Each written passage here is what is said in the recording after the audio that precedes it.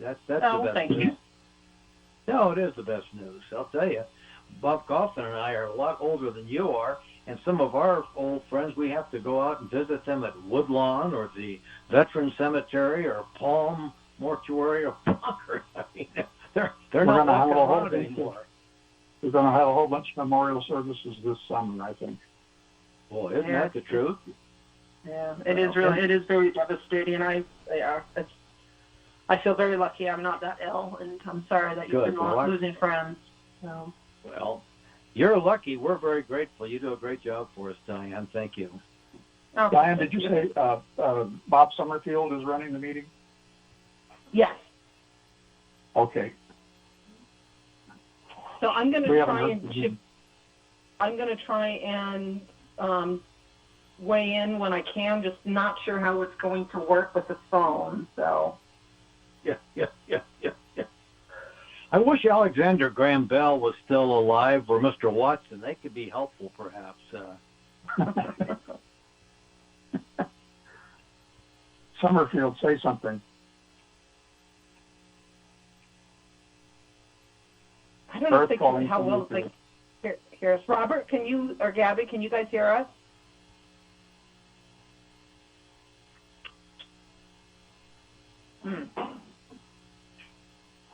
We're very well heard in the council chambers. Yeah. Sometimes it's difficult to hear in the council chambers from people on the phone, though. So. Well, Diane, you and Bob are coming in loud and clear. I mean, I can hear you great. Yeah.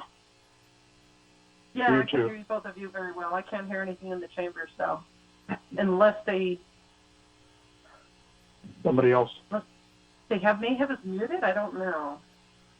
Do you think there's a conspiracy out there? You know, a lot of people believe in conspiracies these days. Do you think there's a conspiracy to silence us? So that Seth, are we connected?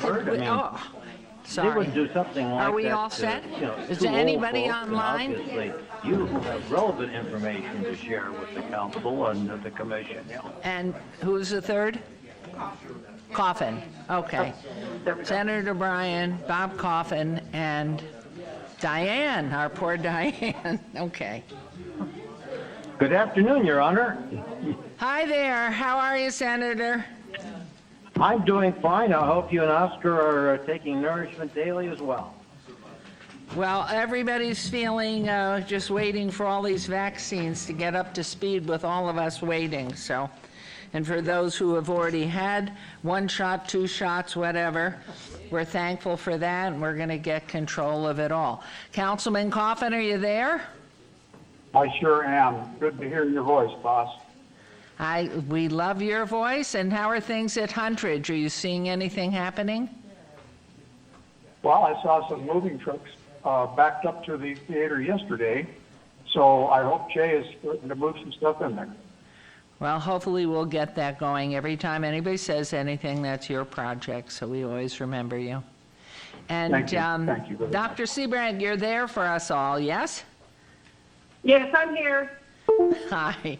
So are we ready to go? Okay, let me get the book open. Thank you all for coming. Thank you for being here. Appreciate it. I can't believe, look at this attendance. Let's take roll call. Okay. I better call the meeting to order. The January 25th, 2021 Commission for the Las Vegas Centennial Board meeting. And then we're going to follow protocol. Are we in compliance with the open meeting law? Yes, we are. Thank you very much. May we do a roll call at this time? Chair Goodman, Here. Commissioner Bryan, Here by phone? Commissioner Arnold, Here. Commissioner Stodahl, Present. Commissioner Brown, Commissioner Feldman, Commissioner Coffin, Here. Commissioner Hilton, Commissioner Sinek, Commissioner Mowbray, Here. Commissioner Truesdale, Here. Commissioner Creer, I'm here. Commissioner Brandenburg, he's excused. Commissioner Mills, Present. thank you. Wow. I'm proud of us. I think we should do 2 meetings in one. The only ones that are missing, though, we miss you for being here, and we even have water. Everybody has water, per request. Okay, for possible action to approve the final minutes by reference to the regular meeting of the November 16th, 2020. May I have a motion to approve the meeting? So moved. Can you do public comment? Number 3? Did I skip over Yes, that for I'm some sorry. reason purposefully? Well, while we're in it, we have a motion and a second. May I call for that vote? I'm sorry, who made the motion to approve? John Mowbray. Thank And the you. second was Commissioner Stodo. We always are doing 2 because that's what he asked for. And All in everyone, favor, please signify by aye. Aye. Thank you. Aye. Thank you. I'm going back to item 3. Public comment during this portion of the agenda must be limited to matters on the agenda for action. If you wish to be heard, please give your name for the record. The amount of discussion, as well as the amount of time any single speakers allow, may be limited. So please come forward and state your name for the record, and then we'll go. Did anybody call in, or are we not online? Do we have any capabilities there? we didn't get any comments, no. Okay, no comments. Hearing and seeing no one, we'll move on to agenda item 5. Item 5 is 20-0289, CLC1, abeyance item, report from Heidi Swank, Executive Director of the Nevada Preservation Foundation regarding the final project report on the Home in History 2020 event. Madam Mayor, or Chair Mayor Goodman, this is Robert Summerfield, Director of Planning. On behalf of Dr. Seabrandt, with her not being here physically, I will take care of the staff portion of the agenda. If I get anything wrong, she'll jump in and correct me, or if anyone has any specific questions for her. So just for the record on that. On this item, staff is going to request that this be obeyed to the March 22nd Centennial Commission meeting, as the representative for the Preservation Foundation is not able to be with us today. Okay, thank you very much. Okay, let's move on to agenda item 6. I'm sorry, We Madam need a Chair, you motion. do have to Oh, have a obey. motion and vote on that, pretty Okay, please. and Approve, obey, till the March 22nd meeting. there's a motion to obey and a second. Who was the second? Rick Truesdale. All in favor, please signify by aye. Aye. Aye. Any opposed? Any opposed? Motion carries. We'll move on now on to agenda item 5. That was 5. Okay, now we're 6. 21002-CLC1, report from Brian Loveland, financial analyst, City of Las Vegas Finance Department, regarding the commission for the Las Vegas Centennial budget for fiscal year 2021. Hi, Good Derek. afternoon. Hello. Thank you. So I handed out the report for the budget for the Commission of the Las Vegas Centennial through December 2020. I have a few updates regarding the revenue. So we have collected the first 2 quarters of revenue this year. We have collected first and second quarter, which totaled $916,000 approximately. Looking back after last year at the same time, this revenue is down approximately 1.7%, or $16,000, which is actually pretty good considering what we've been talking about on the anticipation of decrease. So to have the revenue still come in fairly strong is a good sign, and we will obviously continue to monitor as the DMV opens and see how the trend goes going forward. We did talk about a few meetings ago the total plate count for the Centennial, and I've just received the plate count as of December 2020, comparing it to December of 2019. At the end of December 2019, there was 87,741 license plates for the Centennial. It has decreased approximately 8%, or 7,100, to 80,640 by the end of December 2020. So that is a number that we will definitely want to continue to monitor. The Centennial plates are still the highest number, specialty plates that the DMV has. But as we've discussed, the biggest concern is the increase for the Raiders plates and the Golden Knights plates. So as information continually becomes readily available on those reports, we'll continue to report on that. Regarding the expenses, right now there's been 5 active expenses through the grants through December 2020, and we have spent approximately $82,000 in expenses. So we are over, revenues have collected about $838,000 over the expenses so far this year. And with that, if there's any questions, I'm happy to answer. Okay. Any questions from members? On the phone, any question? What's our balance right now, Brian? This is Dick Bryan. I may have missed that. What's our balance? Yeah. So right now, approximately the unreserved amount that you can issue grants to is approximately $4.4 million. So we had carried forward approximately $4.8 million from the previous fiscal year. And so that amount continues to roll forward. And right now, we've got a budget of $2 million for revenue this year.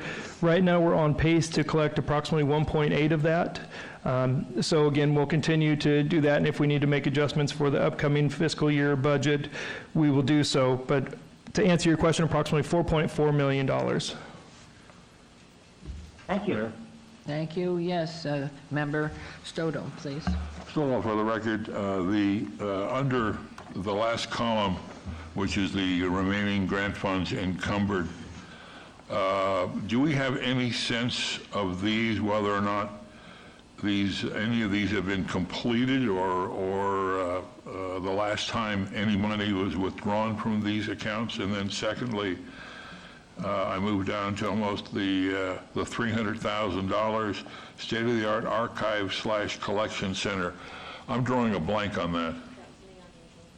Madam Chair, if I might, so Member Stovall, the state-of-the-art archives and collection center, unless Diane corrects me, I believe that was the grant for the Neon Museum for their new facility that will be within the old Reed Whipple Center. And because of COVID, some of these projects are in somewhat of a standstill, but other projects do progress. But this is as of any invoices we've received as of December.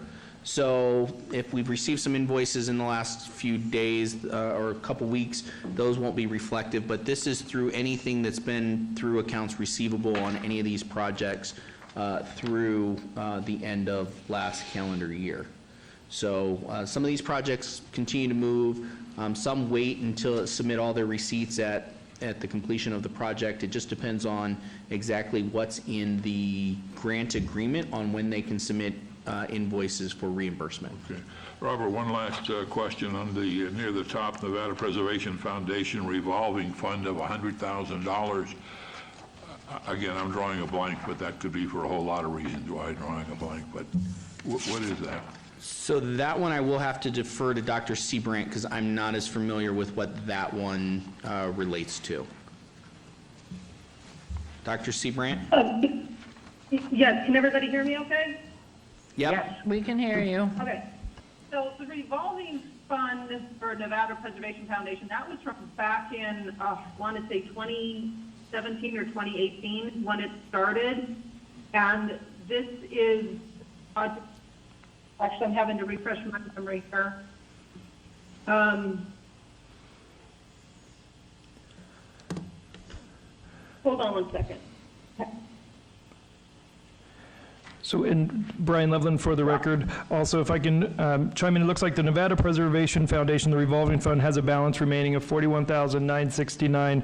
The $100,000 is actually the next line for the City of Las Vegas, the historic preservation. Yes, thank you. And could I ask, any of the funds that were allocated already to something that have been held over because of the pandemic, where are those in here? Are they part of the final $4 million, or where? I know what's coming up in the agenda today, and there's $180,000. Where does that appear on this? So these are all, this list is all the active grants that are current, and if there's any new grants or extensions for this particular meeting, it'll go on the next report. So we should have an individual line item for each active grant. Okay. Even if they were deferred for a year to the conclusion of the term? Yes, so if they were awarded, say, for example, last year, if they didn't spend any money down, it would still be authorized on this list. Okay. Any other questions? Do we need a motion then to accept the report? No? Okay. She made me nervous before, so.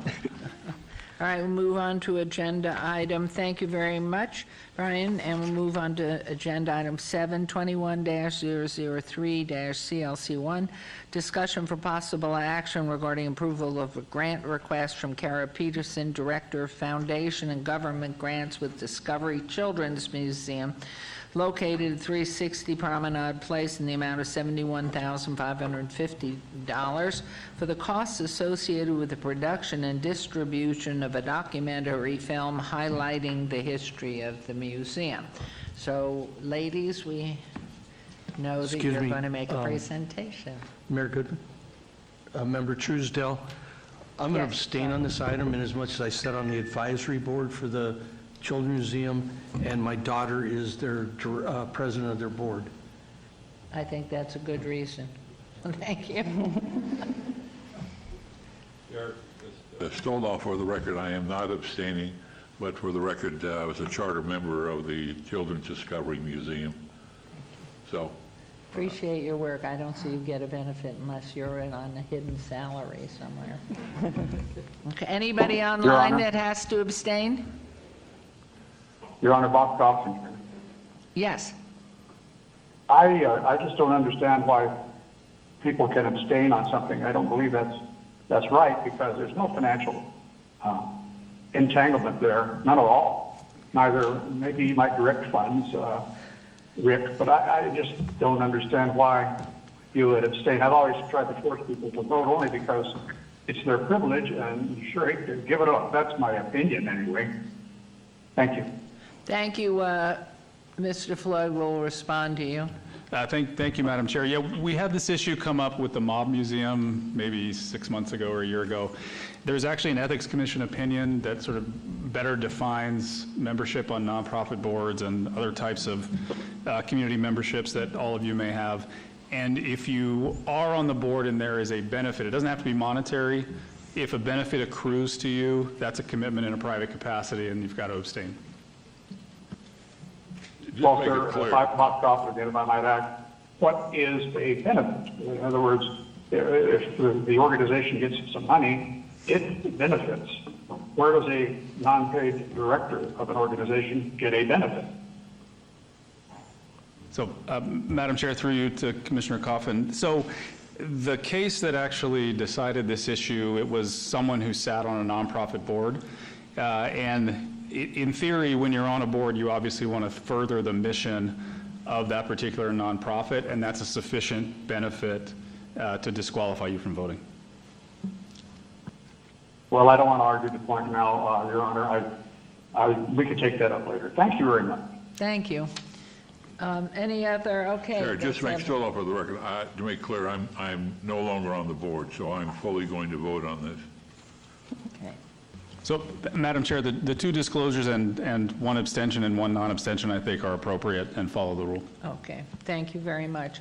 So, do you want to get started, Mr. Summerfield, with some kind of conversation as to what's been out there, and so we can move forward on this, please?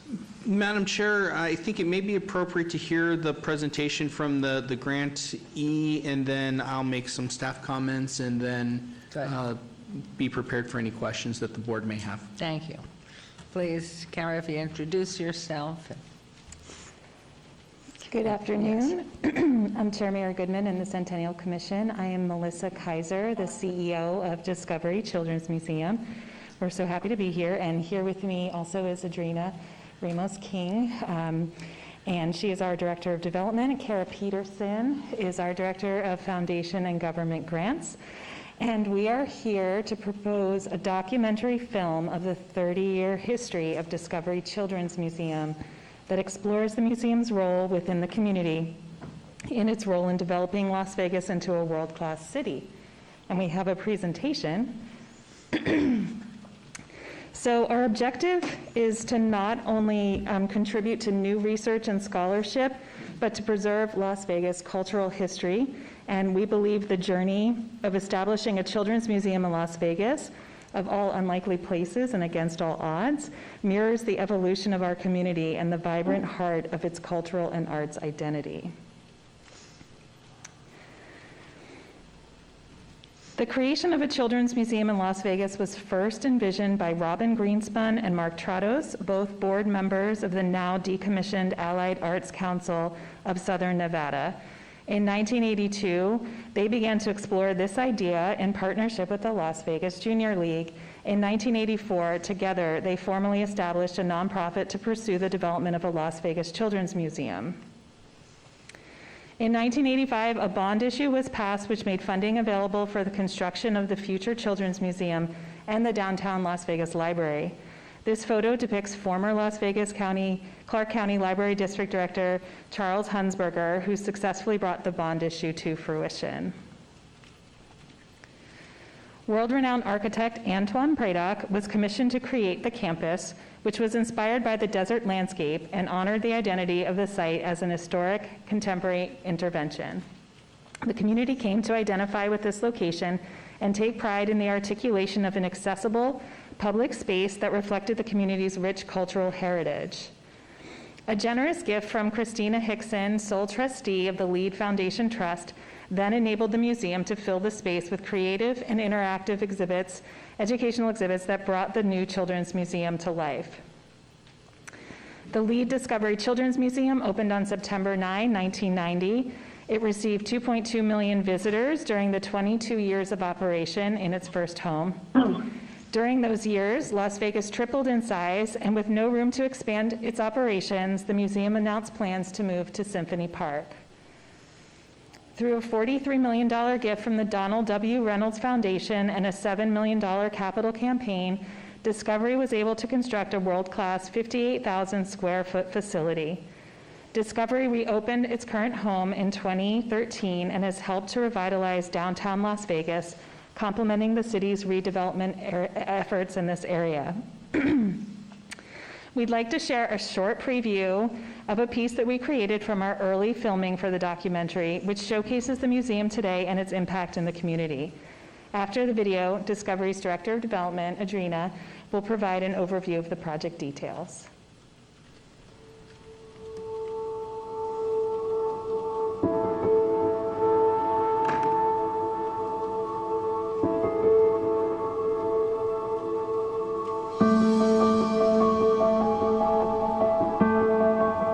To have a museum that is all for children, that is theirs, that they're allowed to touch and play, and it's all about them.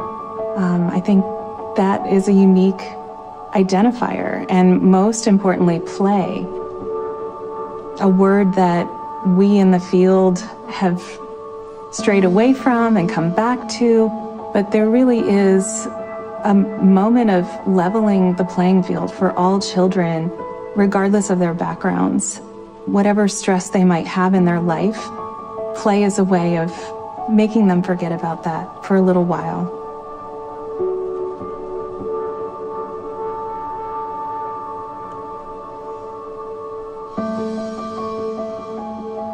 The museum was just a place to me that a lot of kids from the inner city didn't have, and a lot of kids from the inner city I got to see grow up and, turn into real positive individuals. And a lot of that came from that love of science and art that the museum kind of founded in all of us.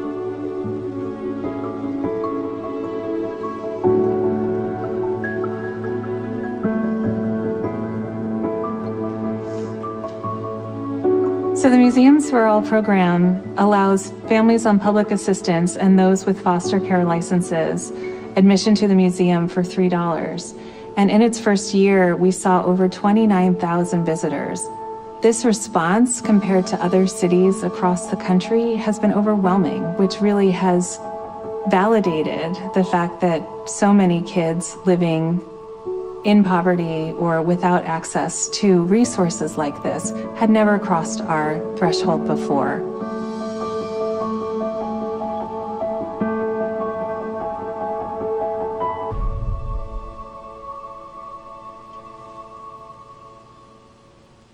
It's lovely. Thank you. Good afternoon, members of the Commission and Madam Mayor. It's great to see you. My name is Adrina Ramos King, for the record, Director of Development for Discovery Children's Museum. Our proposed 30th anniversary film will research and document Discovery's role in the community over its history and instill a sense of ownership and pride in Las Vegas's own world-class children's museum. The documentary will be produced with filmmaker Chris DeFranco, who has over 25 years of experience with this type of project. Research for the project will explore the museum's intersection with Las Vegas culture and community, the history and growth of the city, community impacting programming through the years, such as an AIDS quilt, an educational exhibit, and house calls, now Discovery on Wheels, founded in 2009 by local pediatrician Dr. Joseph Lapin, to bring health science education to students in the classroom. This is an example of Dr. Joe's bag that our educators take virtually now, but previously used to take into classrooms to pique older students' interest in medical and health science careers.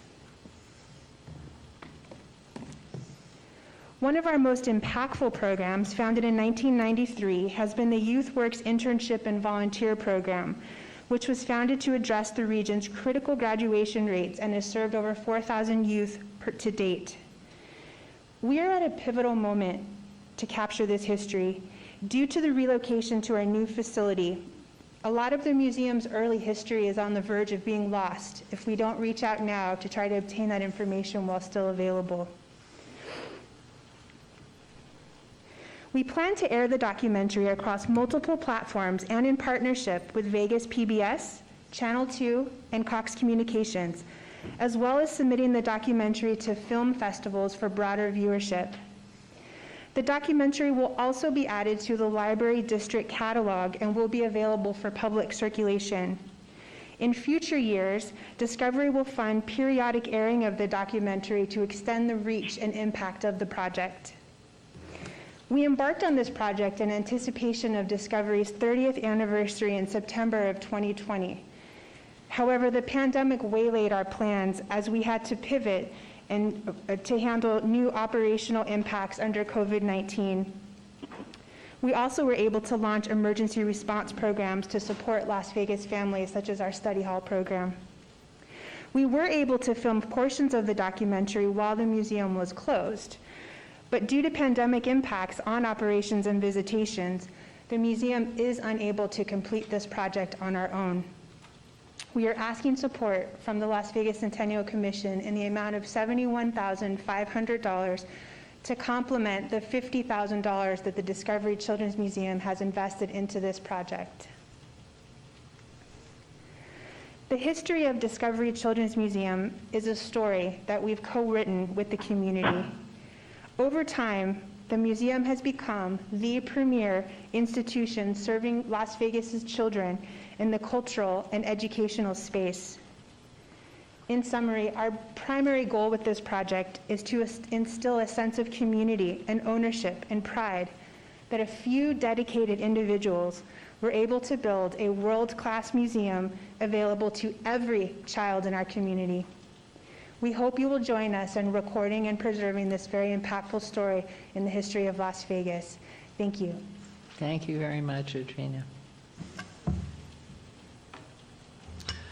Madam Mayor, so you have the information in the packet, the budget that was alluded to that breaks down the various costs that the grant request would go to is on page 19 of your agenda packet for this item. As indicated, this documentary does propose to discuss the history of the museum and its impact on the community and does meet the qualifications for grant application for this board to consider. Thank you. Thank you. And was there anything you wish to add, Dr. Seabrandt? No, I think Robert said everything. Thank you. Thank you. Yes, Member Stodahl. 30 years. I would hope that the documentary, familiar with the cinematographer, the producer, Crystal Franco, and his last documentary, I think it was called The Zen Speaker, a bio about Amy Ayub. That's right. Which was tremendous.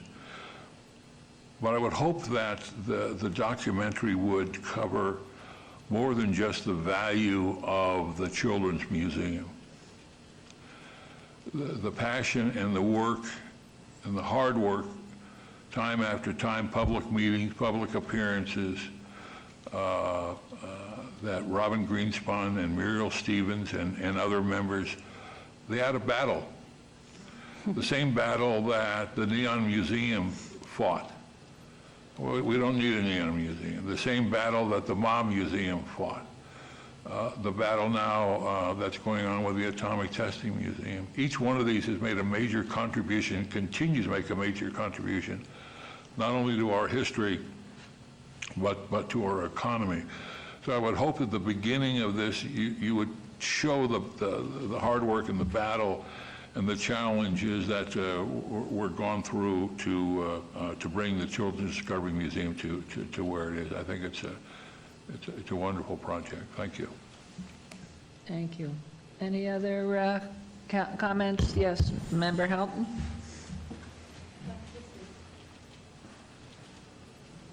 The right button will turn on. I'm doing the wrong one. There Okay, she there we is. go. So, in full disclosure, I'm a member of the Junior League. This was a huge part of what Junior League was pushing for all those years, and it was an uphill struggle. I wasn't a member at the beginning of the project, but I was when it finally came into reality. And I can remember before the building how the exhibits were all out in the community, and you would have to find them. And they would rotate all over the place, and I tracked that down and dragged my little ones there whenever possible. And I think just that whole nomadic part of the history of the museum was really sensational because it really made everybody love and want to see this happen. And I thought I think it's wonderful because I think exactly what you're talking about, showing the spirit of the community, means so much. You know, it's such a good reflection back on who our community really is made up of. So I love this program. Thank you. Member Arnold. Thank you, Mayor. Quick question. Did you mention this has started, the process has started?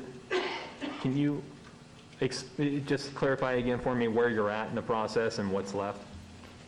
Sure. As through you, Madam Chair. We began the process with Robin Greenspun and Krista Franco together, Robin as one of the founders and a documentarian. So much of the early history and archival work has been undertaken, and precisely the story we wish to tell includes a lot of those early years and the snapshots.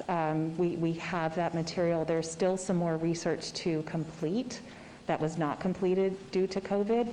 And the story that we want to tell really does include the against all odds message of, we're not going to call it battles, but the real truth of the reality of having a children's museum here in Las Vegas and what that took.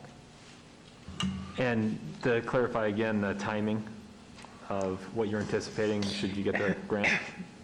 So we put in a timeline to begin in February of this year, depending on the timeliness of your response, and we will take it through. I'm looking for that sheet in our grant. Let's see. I think it says July of 2021. Here it is. Yeah, I apologize. Yeah, I was trying to find it real quick. It's a 6-month.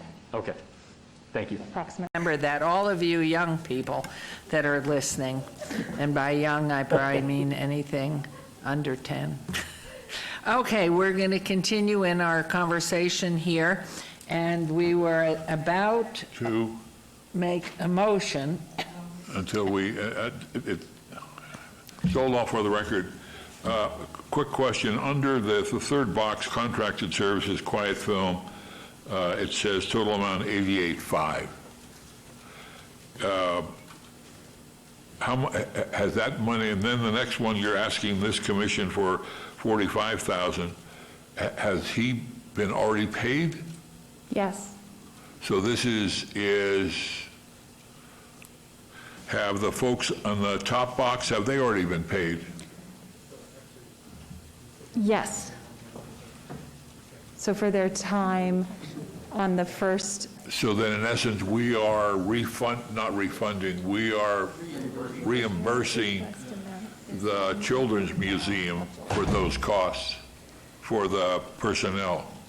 so the grant request is only in the final column. Right. So that's what we were requesting to go forward from this point in time. And I didn't hear an answer to Stoldall's question. Can you repeat that, please? And if you have a mask on and nobody's around you, could you take your mask off and say it again closer to your microphone so Sure. we can hear you? No, I think there was somebody online. It was online. It was one of our people. I'm Okay. sorry. Oh. I mean, you're welcome to take it off. Was that you, Senator?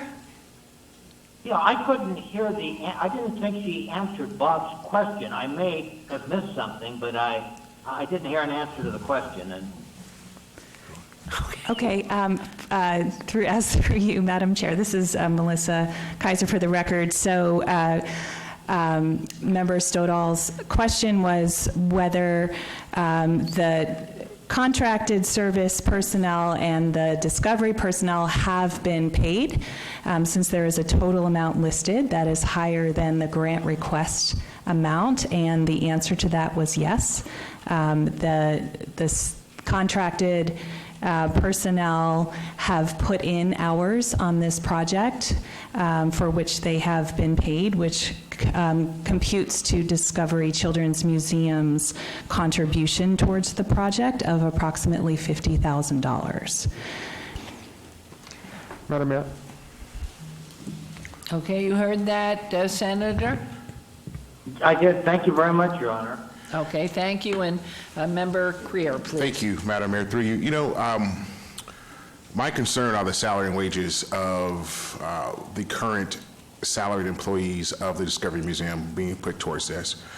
You know, I know that the grant is for $71,515. You know, I'm even inclined to say that the Centennial Commission would fund, reimburse, or however you look at it, the full $88,500, which would go towards the making of the film itself. And then the museum would actually cover any other expenses associated with that or raise money towards that. But the contribution from this particular commission, which would fit the mission of the commission and would also reimburse them $88,500, would be for the actual making of the film itself. I'm not sure if that is a thought. You're going to walk away with more, and it would fit the mission of what we're doing, and then you do what you want to with the rest of it. Councilman Kirk, are you suggesting that we fund the 88.5? I am, yes. And then that goes for the quiet film and? Yes, we would give them a grant for $88,500, which would cover the production and the making of the actual film itself, okay. And then any other ancillary, so Curvin and Doak, which is fine, which is PR, they're gonna do some PR for $1,500 towards it. Any social media that they would buy for marketing, that would come out of their budget, whatever, but you're actually gonna walk away with more money in this particular case, and it would satisfy the mission of the Centennial, as well as it would, I would think, would help you out even more.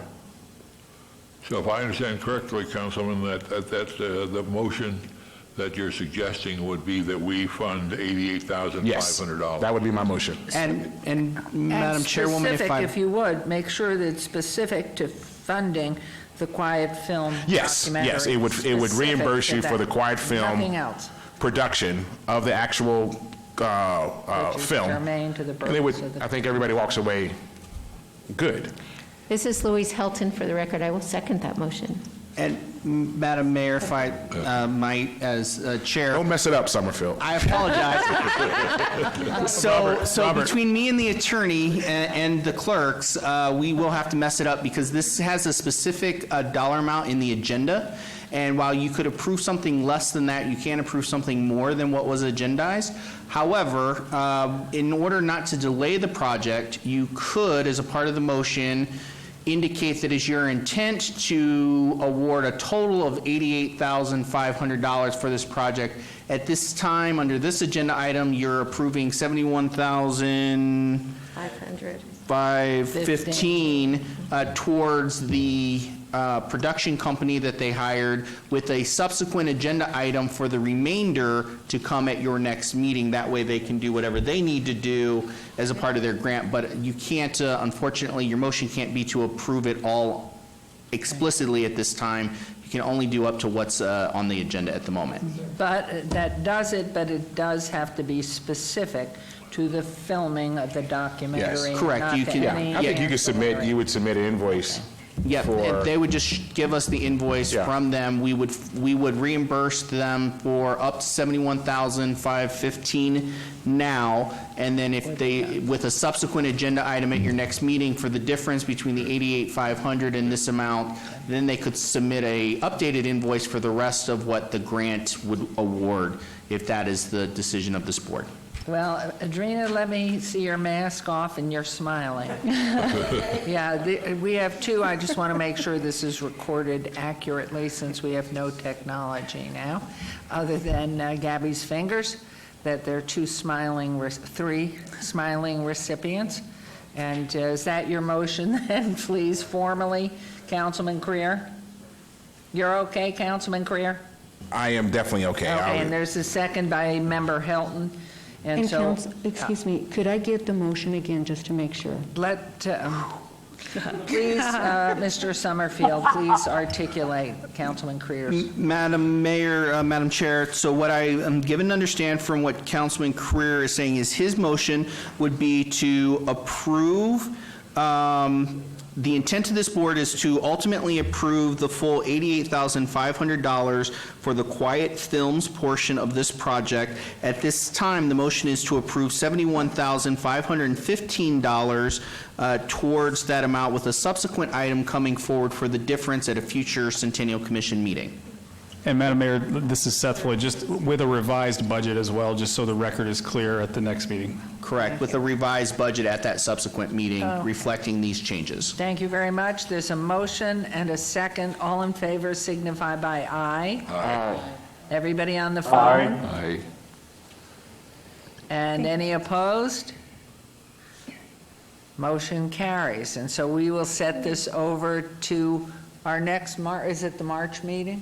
March meeting So for the rest. March 22nd for the remainder of the difference between the 88.5 and the 71.515. But with this, we'll get the grant agreement started so that if they want to be able to submit any invoice for the Quiet Film Company towards this amount, we will be able to reimburse that.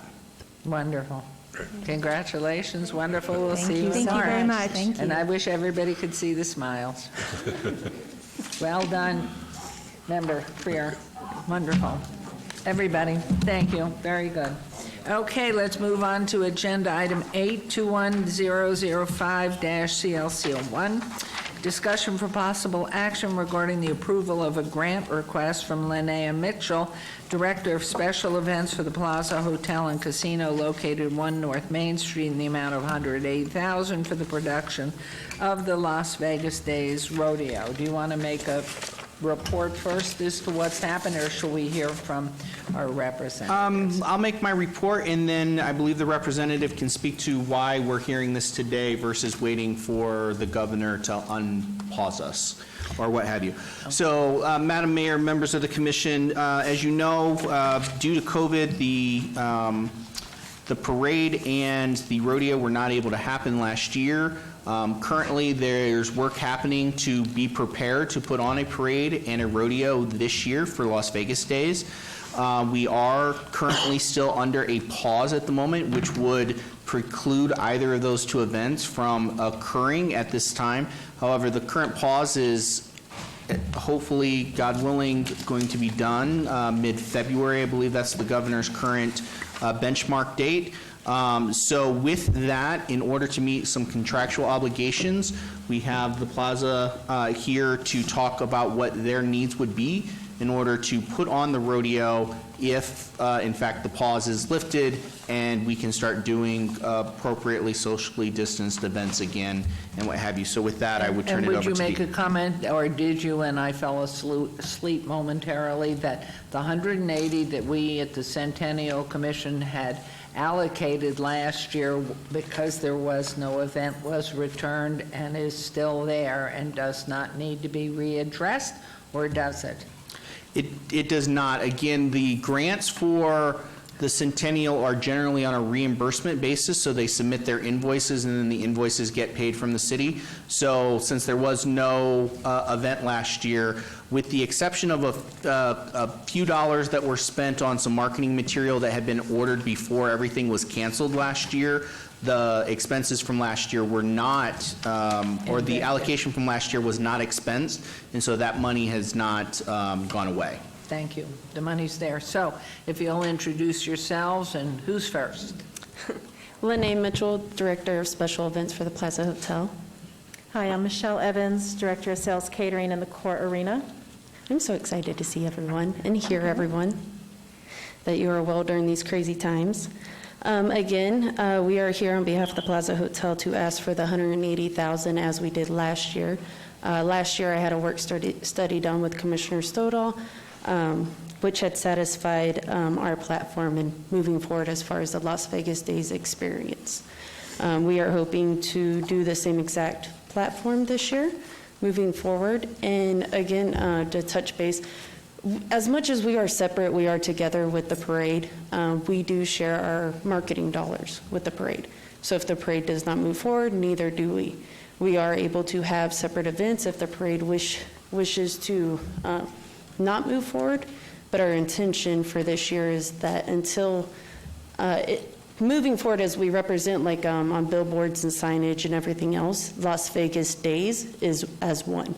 So if it is rodeo and parade, it is still all Las Vegas Days. So money does not come into play until we are granted to move forward. So if we are unable to have the event, we do not push prior to that. What happens behind the scenes is approval from other associations that do take place within the Las Vegas Days experience. So therefore, just to go over Las Vegas Days experience last year and what we had, our 2021 slogan is still remembering yesteryear.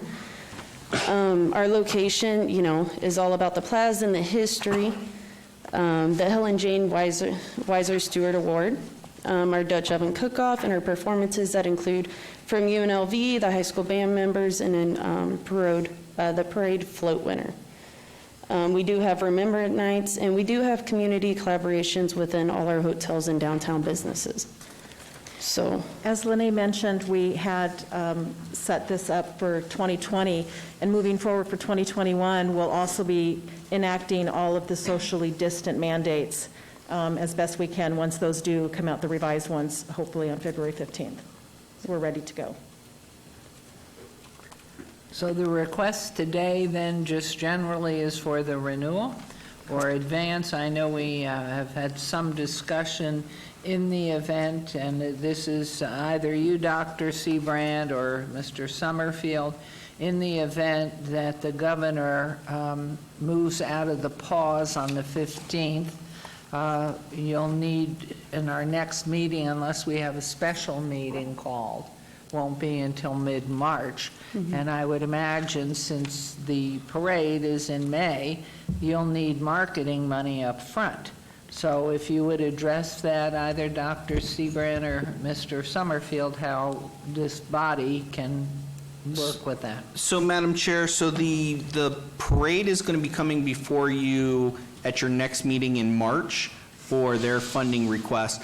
In order for the rodeo, though, to begin their prep work in case it can occur, they need a commitment of funds. It doesn't mean those funds are expended, but they're reserved so that they can make their, initiate their contracts and what have you that they need to do with the bull riders or the, you know, the rodeo folk, so that they can start what they've got to do. And is that out of the 180,000 or an additional new No, money? so that's within that budget amount of the 180,000 that's in the grant request. And I would just, if you still have your budget from earlier, I would just point out so that, because there was that question about what was expended. So there's still from last year, because the rodeo didn't occur, there's still that grant that was encumbered at 175,963. So that's an amount that was encumbered from last year's rodeo but was never expensed because the rodeo didn't occur. So similarly, even if you encumber that money now, if the rodeo doesn't occur, other than some money that may be used for marketing that may happen before a final decision is made whether or not the rodeo can or parade can occur, you don't have those outlay costs. They're just, the money is reserved, and then they can make their contracts that they need to make on the assumption that we are able to move forward with the event. And why can't I find that number on this budget? So it's in the budget, it's down in the section called commemorative. There's the Las Vegas Days Rodeo and then the El Dorado Parade. You see two encumbered costs. One of those is for the rodeo, one of those is for the parade, and you see in the very last column the remaining grant funds that were encumbered, but those were not expensed. Okay, I was on the wrong sheet, that's why. The 175,963. Yes, sir. Okay. So again, it would be a similar situation. You would encumber that money, set it aside for the program. If the rodeo can occur, as we all hope it can, then they would invoice us and we would then pay from that encumbrance. More questions, Mayor, if I could? Yes, please, Councilman Stoddall, member. Part of these are going to fall under the hat of cranky historian. So the first one is not, but I look at your budget and it says city permits. According to our rules and regs, we can't pay for government fees. That's under our guidelines. We don't pay for government fees. We can strike that and the plaza can pay for that. But just as FYI, so the cranky historian has going to go on. Let me go back up. This one is not cranky historian. It's cranky. 3 times, you reference in your budget, 3 times you use the word little. It's on the last page. The overall concern that I have is that the rodeo is not, I'm nervous about it even being a part of our historic expenditure, but at the bottom it says there are 3 times that you're going to, our plan is to slowly build community financing little by little, and that each submission to this group, we're going to ask for a little less each year as we continue. I have to say that this group heard the same thing from the Elks Club, and a couple of $1 million later, we finally said enough is enough. How long do you think you would expect the Centennial Commission to fund a rodeo? How many more years? So as far as it just being a strict rodeo, it has grown greater than that. It is an experience. It does educate the community. It is an entertaining and interactive platform to educate the community on the foundational roots of Las Vegas. It hosts more than just the rodeo. I know at the very beginning, proposing a grant, it was just for the rodeo. And that is why the parade and the rodeo and all the other experiences now with the Dutch Oven Cook-Off, the awards being out, the performances within UNLV and the community, it's become more of an experience. So just to say Las Vegas Days Rodeo, that's not really moving forward, but each year, to answer to restate, each year we have asked for less. Unfortunately, we were unable to execute last year, so we are asking for the same amount. We went from 220, I believe was our first year, and then the parade and us have teamed up together and our marketing dollars are shared. So each year we go little by little. It takes an event or an experience of an event, typically up to 3 years to see its full potential and to be able to stand on its own feet. And that is my goal for this event. Okay, so the answer would be, I guess it would be 3 more years. I would say after this year, 1 more year, because we had Las Vegas Days once. Okay. So then the last question is the cranky historian. I don't see anywhere in this budget of $180,000 under the banner you say the Plaza Hotel team would like to continue celebrating, educating, reminiscing with Nevada native residents and guests through a historic event. Of this $180,000, what is the Centennial Commission getting for its primary function, which is historic preservation and education, not putting on a rodeo? Correct. So what are the historic aspects of this out of the $180,000? So the rodeo, the experience, takes place in downtown Las Vegas. It takes place in Core Arena, which is surrounded by complete history. The Plaza Hotel used to be the Union Hotel, is history itself, along with Fremont Street, along with Helen Jane Stewart, and where there was a railroad auction, land lots sold from anywhere from Native American, and them showcasing their history to how we used to cook way back when. There are several experiences that take around during this event, if that makes sense. I mean, the commission not only is publicly everywhere in front of the community while we are executing this event. So all the marketing, and I thought you had said that a year ago or whenever we were debating on this, all signage, everything will remark to the support by the Centennial Yes. Commission. No, 100%. Yes, And ma'am. Advertising. Your Honor, this is Senator Bryan. I have a question after the colloquy with Commissioner Stovall is complete, so I'll wait my turn. Okay, I'm looking at, what did he call himself? The grouchy, cranky, whatever. The cranky historian. Are you ready for Senator Bryan, Member Bryan? Yes. Yes, please, go ahead. Ms. Mitchell, my question is with respect to, and I raised this last year, on the item indicating currently there are no partners in this project, and you go on to say that the downtown hotel properties will be approached after approval. I guess I have a little bit of the cart before the horse. Maybe you can enlighten me as to your reason. Why wouldn't you reach out to other partners to get their support contingent upon the Centennial Commission approving a budget of whatever it might be? But I was troubled last year, and I must have troubled again as to no other partners. How about the Las Vegas Convention and Visitors Authority? Has there been an attempt to engage them in helping in the funding of this project? I'll await your answer. Thank you very much.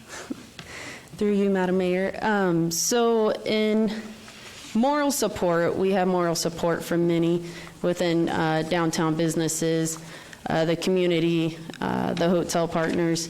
As far as support up front as other grants or experience to be held within other hotel businesses or small downtown businesses, that is not, we have not approached, and we do not look for, wish to move forward without an approval here. We have an ongoing relationship with most of the downtown properties. Sorry. How about the other major casino properties downtown? Have you had conversation with them as to whether they would be supportive, contingent obviously upon the commission approving, a budget? But what you say here is that your intent is to approach them in the future, and my question is, I would think that you'd want to have conversation with them and get a commitment from them. Yes, we'll make a contribution, maybe even if it's not defined, but look, we'll come up with something to financially to participate, and I don't see that. We do have a relationship with most of the downtown properties as well as the restaurants in the surrounding areas. So it is something that we have had conversations with them. Off the record, I would say, a lot of them are interested in participating, but with so many unknowns right now until the grant is approved, we just haven't put anything down in writing. Okay, thank you. Member Arnold.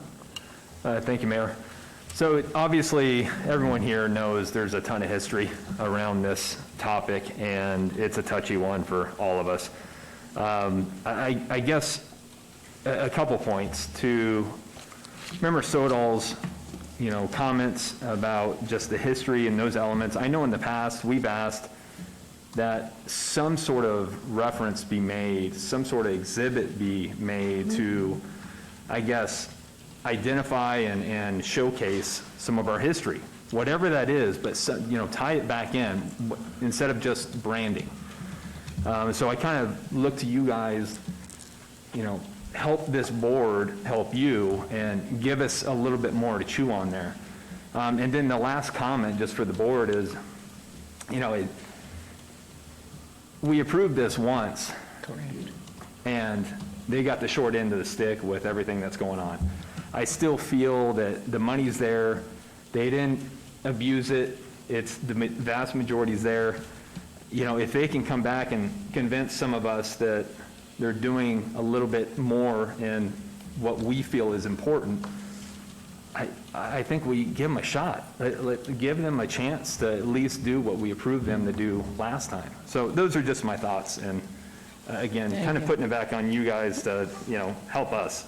And to speak to you, through you, Madam Mayor, I did have a work study with you, Commissioner Stoddal, to sit down and solidify through all the history points and the spin-off events that would, to satisfy this committee as it was approved last year. And those are the same points that we would be presenting for this year as well. Stoddal, for the record, it was a very productive meeting. Yes, sir. Except I don't see the results of that in this report to the City Centennial Commission, the details of how the history is going to be woven into, because all the expenses from clowns to announcers is for a rodeo. But our conversation, which I thought were very productive with the team that you put together there at the plaza, with some great ideas, I just don't see them here. And so that's why my concern, and yes, we did approve this before, and out of that approval was not unofficial, but that I would come over and meet with your team and had, as I say, for the third time, a productive meeting. Everything from talking about Helen J. Stewart to how we would weave more history in it. But when I read this, I just didn't see any of that there, and that's why I'm concerned. So. Through you, Madam Mayor, and this is the same budget that we had proposed last year and was approved. Through all the additional spin-off events, the plaza does incur all those costs. And I apologize that I did not include them within this budget, but I would be happy to supply an additional sheet, an additional budget of the plaza's expenses of what we would incur with all these additional spin-off events that tie to history. I guess still off of the record, I'm just looking at it sort of as a business approach. If the city's Centennial Historic Commission is going to invest $180,000, what's the ROI, meaning what's the education, historic preservation? I just didn't see that. Yes, please. I feel like it's somewhat deja vu here. I feel like we had a similar conversation last time, and rightfully so. I mean, we need a bit more, and I think to Commissioner Sodal's point, if you guys had a productive meeting and came up with some great ideas, I think we want to see how those are going to be implemented. Okay. This may be a stretch, but I feel like I may have helped put you in the hot seat last time for that meeting during our last hearing on this. Is it possible to move forward with an approval if you give the final sign-off on how they're going to implement these great ideas, or is it way too premature for you? First of all, I think the rodeo event for the city of Las Vegas downtown specifically is a great idea. My emphasis is on what we're charged with, which is the history. And if you're saying that you're going to go forward with that charge and you're going to make the history, you're going to bring elements to it like we talked about, then I don't mean to sound dramatic, but I'm going to take you at your word. Yes, sir. And then let's just see. Because if it's not there this time, then there's going to be more than a cranky historian next time around. Yeah, you'll lose the whole board. Well, and I do, to add to it, this is Carolyn Goodman for Gabby. I'll be right with you. Just let me, if I could, 1 sec, please. I just want to concur with both gentlemen, one on each side of me, because the reality is we really beat this to death last year, and unfortunately COVID hit us, and so what we're doing, the request was there last year to evidence that tie to the purpose, our purpose at the Centennial, which obviously, having read it in more depth, Member Stoddall for sure is saying he'd like to see it articulated in the request, the application, to continue going forward, which in fact Member Arnold had already articulated too. And so I didn't want to preempt you, whoever's voice that was loud and clear. Is that you, Senator? Bob Coffin. It's Bob. Bob Coffin, yeah. Yeah. Okay, may I ask? A little comment on it, maybe a question. The plaza has done a lot for us. A question had come up earlier in this discussion, and that had come up 2 years ago, I think, in which we probed on the issue of where the other casinos were. And generally, they were thinking of themselves only. They were not interested at all in helping on this deal. And that's one of the reasons why the plaza came to us for assistance. They did a good job, and they're going bigger, and I think that, frankly, we owe them a debt. They financed the New Year's Eve, if I'm not mistaken. Is that correct? And I know Lene, but I'm not sure what the name is of the representative of the plaza. What's your name, ma'am? Michelle Evans. Michelle Evans. How much let me put it this way. What percentage of the fireworks show this year did the plaza bear? I believe it was 100%, sir. Yes, there were no other fireworks except maybe out at Red Rock, but the entire fireworks, which was shown around several communities in the country, was all plaza. Well, it was national television, Your Honor, and I think that it's important because Las Vegas, the Convention Authority backed away, every other major casino backed away, and yet the plaza stood up for Las Vegas, specifically the city, and kept us on the map, kept us in the public eye. You cannot put a price tag on that, except that it's always been worth it. And so, pass on that word to Jonathan Jostel as the person who appreciates what the plaza has done. So you didn't get any help from anybody else down there on the rodeo or the fireworks. So Commission members, let's make sure we keep in mind this is the third discussion, I think. And at that discussion, all of these questions were answered or debated at one time or another. This is not new stuff. It's still kind of fresh in my memory. Only Jonathan Jostel is not there today, apparently. So I'm going to support the allocation. I think it sounds to me like the commission is willing to do it if the cranky historian is going to lead the way. And I really will be there with you. Are you making a motion? Well, I'll move for approval, but the thing is, I have a problem not seeing the other faces and not having the changes. Well, nobody can see the faces. They're all behind masks. So it's a game here. I move to continue. Madam Chair, if I might, just request the member to consider a modification to his motion. So if his motion could be to approve the item in the amount of $180,000 with the caveat that the amount that was allocated the remaining amount that was allocated last year be dissolved, or that agreement be dissolved and no longer encumbered. That way we don't end up having almost $300,000 of the board's available funds encumbered towards the rodeo. So if the member is amenable to that amendment to his motion, I would appreciate it and ask that be the way it goes forward. And still off the record, we Robert, need Your to Honor, reduce I it am by $805,000. $805 for the government fees, which we can't pay. I agree. Again, you can approve it at the 180, and we will make sure that we do not reimburse for any of our own fees. And Thank you. so we will ensure that that amount is not, that we don't violate our own rules. We will make sure of that. So there's a motion, if you agree to that, Member Coffin? Yes, Your Honor. Okay, and Member Arnold is seconding that. So I'll call for the vote. All in favor, please signify by aye. Aye. Any opposed? Aye. Thank you. Any opposed? Wonderful. Motion carries. And I know that February is the last of Greyhound terminal being down there on the core arena site.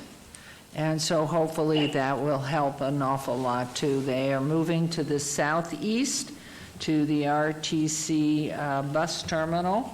All Greyhound then will be delivering there and not into the heart of the city and to the core of downtown. That, I mean, it's all for the record, that's a historic move. Greyhound was the bus, well, it still is a major bus line, Right. but for Las Vegas, it was a major, in that depot. I hope we're going to do something to recognize the contribution that Greyhound has done for the last few decades, but anyway. Next. That's Make item sure you number 9. pass the word on, please. I will pass the word on. Okay, and that motion carries. Thank you. So thank you very much. Thank you, Madam Mayor. Appreciate Thank it. you, members. Thank you. Cranky historian. Thank you. All right, we'll move on to agenda item 9. And this is 21006, CLC1, discussion for possible action regarding approval of the updated language in the Commission for the Las Vegas Centennial Grant Guidelines and Grant Application. And thank you, Madam Chair. So everything is in order in this one. This is an item that's been under discussion since your workshop that you had months and months and months and months ago. Right. And prior to Dr. Seabrandt coming on board, this board actually, we talked about making these changes. The draft that's a part of you is the final draft. It was a part of the backup material. Everything has been incorporated based on the comments that were received by Dr. Seabrandt. So we would ask for your approval of the updated guidelines and grant applications so that we can publish that online. Thank you. Thank you. Are there any comments, questions on this house cleaning item? Yes. Please. Still off for the record, and I sent a note this morning to Dr. Sebring regarding on page 5, grant awards for art, public art, publishing activities requires recipients to adhere for the following conditions. What we do not have here is documentaries or video products. And what I'd like to suggest is that if the city is going to fund a project, unless it is otherwise agreed in the contract that the city maintain the copyright, as we do with the documentaries, that's in the contract with the documentary. So there's 2 points. One is that we need to add video productions and the ownership of the copyright for those. We've asked, by the way, Boyd Productions to make sure that the city owns the copyrights to any of the video or still images that are used, so we have a clear ownership in that. Now, there are plenty of real exceptions to that, and that includes artwork, and there's plenty of case law on that the artist may maintain the copyright on that. But I think we need to have some specific language that says, includes video productions, and then second, that we start with the premise that if the city is going to pay for it, the city should have the initial copyright. It can be worked out. So. And Dr. Seabrandt, did you hear that? Yes, Steve, I did, and I did receive Commissioner Dodal's email this morning. The only thing is I will need to check with Seth to make sure that everything we're saying about the copyright, we can do that lawfully. So I'll send him this. So if in fact legal advises and you put that in to these process and policies, is it going to be more on a one-on-one basis as we engage with whether it's an artist or whatever? Yeah, so Madam Mayor, Seth Floyd, so we do individual grant agreements with each grant applicant. On the video copyright, so this is where it gets a little confusing because the Centennial Commission is not the city. You know, you are a legally distinct entity. However, you could certainly decide that you want, if there is a copyright that's going to be retained, that it be retained by the city. Now, we probably need, I need to think about this, we probably need a separate agreement with the city to memorialize that, but we could, if that's your intent, is that the things that you commission eventually end up in the city's archive, we can certainly accommodate that. But it might be one extra step than just putting it in the agreement between you and the grant applicant. Because when we do a grant agreement, it's between Centennial Commission, the mayor signs it, and the artist or the vendor or whoever's made the grant request. The city's actually not a party. The only time the city gets involved, even more layers of confusion, is if it's over a certain amount, it gets ratified by the city council, not approved, just ratified. But we can make that happen. Okay, so do we hold off then at this point until that change is made, or do we approve it up to this point since it's agendized, but then you come back to address this issue? Mayor, I'd rather go ahead and, since it's 99% of the way there, I know Diane wants to start using this agreement because it's much more user-friendly. We can make this correction. Well, we've already noted the request that staff consider that in our next grant agreements for a video. We can make that change in the documents at a later date. Okay. So And that would be the staff request. If you could approve the current version, we will take the request, work with legal on how we would update it with that information, and we'll do that administratively if you, as a body, are okay with what's before you today. Wonderful. So I'd like to make Stoll, for the record, I'd like to make a motion to approve with those additional elements. We have a second from member Helton there. So all in favor signify by aye, please. Aye. Aye. Oh, a chorus, nice. And anybody opposed? That motion carries. Thank you back. So you'll bring that back to us, Mr. Floyd, right? At the next.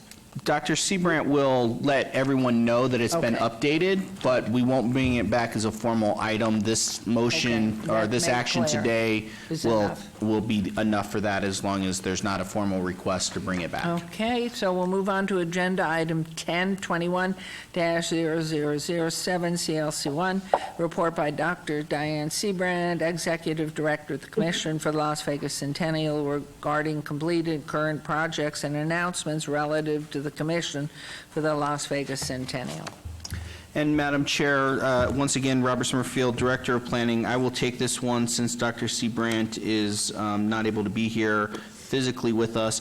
I believe we have just one slide. So in your backup material, you do have the list of project updates. Pretty much everything is status quo at the moment. I did want to draw attention Dr. Seabrandt wanted to draw attention, so I will draw attention to the work, though, that has been completed at Floyd Lamb Park Hay Barn. As you can see in the photo, this aerial shows that the landscaping, the pavilion space, the exterior space, the walkways, the lighting, those elements have been completed out at the park. It looks beautiful, and I would encourage everybody to go out and take a look at the work that's been done at the Hay Barn to turn that into a gathering space. Again, once gatherings are allowed again, I think it will be a beautiful addition to that historic park, and has been great for the restoration of the barn itself as a historic element of the park. So with that, we just wanted to draw attention to that under this list. If any members have any specific questions about the status of any of these projects, if they'd like to email Dr. Seabrandt, she will be available by email throughout this week if they want a specific update. But we wanted to update that. And then I think there was a question about a property on Las Vegas Boulevard, a wedding chapel that had an unfortunate fire. Dr. Seabrandt will have an item at the next commission meeting to just update everybody on the history of that and a possible opportunity for the commission to help preserve a piece of history that may be the only element that really is left of that building with the wedding chapel that burnt, that had previously been one of the original Bob's Big Boys, I believe, architectural construction. But she'll give that update at the next meeting. Wonderful. Mayor, Yes. formally, I would like to ask, though, I note that a lot of the projects have been delayed, still off for the record, because of the virus. And there's two on page 2, Las Vegas High School auditorium and entry renovation, and Project Enchilada sign restorations. We no longer approve grants that do not have completion dates. These two did not have a completion date.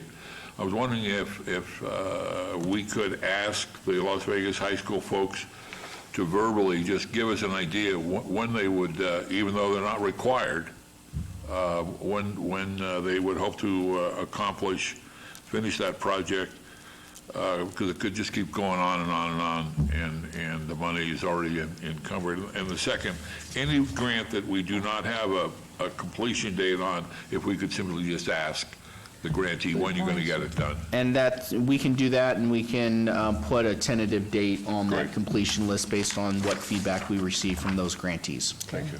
Thank you. In fact, I think we have just slipped into agenda item 11. 10 didn't need any vote or anything, did it? No. No, ma'am, it was just a report. Good. So item 11 is 21008-CLC1, discussion regarding topics for future agenda items. Comments made during this portion of the agenda by individual members will refer solely to proposals for future agenda items, and any discussion so limited to whether or not such proposed items are within the purview of the commission and/or whether such proposed items shall be placed on a future agenda. No discussion regarding the substance of any such proposed topic shall occur. No action shall be taken, and I think just what happened that Member Stodahl asked for future agenda, follow up by Dr. Seabrandt. Any other items that anybody would like on the future agenda? Madam Mayor? Yes, please. Thank you. Member Creer. Thank you. Through you, I'm not sure where we were, and I forgot, my memory goes, but I had talked about us, I don't know if it's us having a discussion or Dr. Seabrandt bringing the discussion to this commission regarding a Las Vegas museum, specific museum for the history of Las Vegas and current museum. I'm not sure the appropriate venue for that, or if that is coming or what have you. Maybe someone can help So a me. restatement or request, Dr. Seabrandt, for a Las Vegas museum. I know a site that he might be thinking of. But anyway, regardless of that, if you could bring that forward, add it. I'll work with her to make sure we have an agenda item for discussion on the next scheduled meeting agenda. I think it'd be great. I think we definitely needed such a great history of our entire city, and It should be documented someplace. Excellent. There's some vacant buildings too, although others have leasing space. So any other agenda items that members would like to have brought on? How about on the phone, you folk? None on this end. Okay, thank you. We'll move Coffin. on. Thank you. Coffin hasn't thought, just to renew my complaint about not having video. One of the things we have a problem with here is this meeting is barely accessible to the public. If, we limit the number of people that are in the building. We don't have very many members in the building. All in all, it's really kind of hard for the public to keep up with us. And I think it would serve the purposes of the council as well as all the boards and commissions that meet to have access to a video component. And of course, you can block out, unnecessary talk from the public, but there needs to be, I don't think this is going away right away. And I feel like the March meeting will be in the same fix, and we do not know. Consequently, I think it would improve all meetings, but I would like to think that we could get a report on what it would take to have video conferencing. Thank you. Thank you, and I just want you Your to Honor, I know... associate myself with Councilman Kaufman. I just think that this audio is just not very sufficient for those of us who are calling. I'll certainly be at the next meeting, the good Lord willing, but I'd like to see some kind of video platform, at least for the Centennial Commission. I've participated during this pandemic, as many, I'm sure, the commissioners have, with Zoom or some other platform. It's just infinitely better in terms of interaction among the members.